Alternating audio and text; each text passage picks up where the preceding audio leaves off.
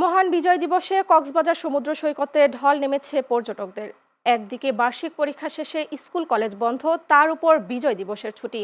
পরিবার পরিজন নিয়ে সমুদ্র স্নানে মেতেছেন হাজারো পর্যটক।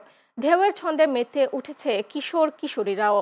আবার কেউ কিটকটে বসে সময় কাটাচ্ছেন, উপভোগ করছেন সাগরের সৌন্দর্য। সৈকতে ঘোড়ায় চড়ে আনন্দে মেতেছেন দেশি বিদেশি পর্যটকরা। রোমাঞ্চ প্রিয়দের জন্য জেটস্কি রাইড যোগ করেছে বাড়তি আকর্ষণ।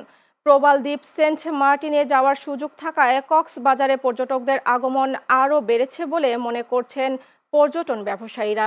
এদিকে পর্যটকদের নিরাপত্তায় সতর্ক অবস্থানে রয়েছে ট্যুরিস্ট পুলিশ ও লাইফগার্ড সদস্যরা।